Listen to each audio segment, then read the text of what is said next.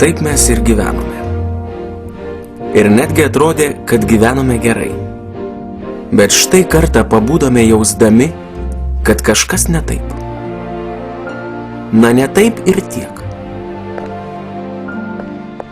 Staiga, nežinia iš kur mums iškilo kažkokie klausimai, kurių niekada nebuvo.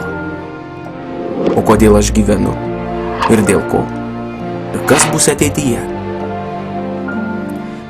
Paaiškėjo, kad į mūsų pasaulį prasiskverbė spindulėlis. Toks mažas, siauras šviesos spindulėlis.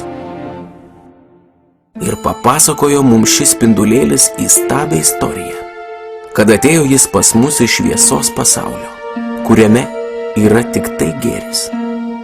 Ten ramu, saugu, bet svarbiausia, gyvena ten visi pagal vieną dėsnį. Meilės vienas kitam dėsnį.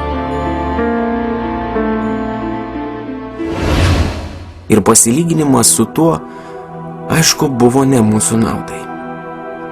Paaiškėjo, kad palyginti su šviesos pasauliu mes gyvename visiškoje tamsoje. Kol spindulėlio nebuvo, atrodė, kad viskas yra gerai. Suspindo spindulėlis ir bum, viską apvertė. Nes jis mums parodė, kad gyvename visiškai ne pagal šviesos dėsnius, o pagal juodžiausios tamsos dėsnius. Ir dar jis mums parodė, kad esame visiškai nelaisvi, kaip kad manėme anksčiau, o kiekvienas įkalintas savo egoistinėme narvelyje. Ir nieko nematome. Negirdime, nejaučiame, nesuprantame, nemylime. Ir visą tai mums iškrėtė mažas spindulėlis. Ir taip skaudu mums pasidarė. Ir nutarėme veržtis į šviesą. Truks plyš. Paskui spindulėlį. Į meilės ir gėrio karalystę. Tačiau kiekvienas veržėsi atskirai. Todėl nepajudėjom nei iš vietos. Ir apėmė mus neviltis. Pagalvojome, kad iš narvelio neištruksime. Ne, neištruksime.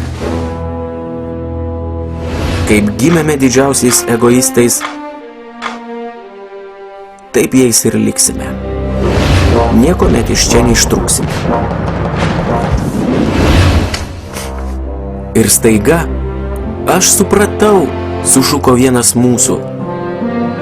Aš supratau, kodėl mes nejudame iš vietos. Ir ėmė rausti. Bet kažkodėl į kitą pusę. Nė vienas nesupratome, kodėl jis kvailas rausiasi į mūsų pusę ir dar kažką šūkauja. O jis vis rausė ir rausė. Ir vis kažką mums šaukė ir šaukė. Kol galiausiai dar vienas iš mūsų jo neišgirdo. Susijungkime, broliai, tik visi kartu prasiveršime, išgirdo jis. Ir viską suprato. Ir ėmė raustis jo link. Ir jiedu susitiko. Ir susijungė. Ir nušvito meilė vienas kitam. Tuomet išgirdo juos dar vienas. Po to dar vienas. Dar ir ėmėme jungtis. Ir supratome, kad tik susijungę kartu galime prasiveržti į šviesą. Tik kartu, o ne po vieną. Ir prasiveržėme. Ir pasiekėme šviesą. Ir apsigyvenome naujame pasaulyje. Šviesos pasaulyje. Laimingi ir laisvi.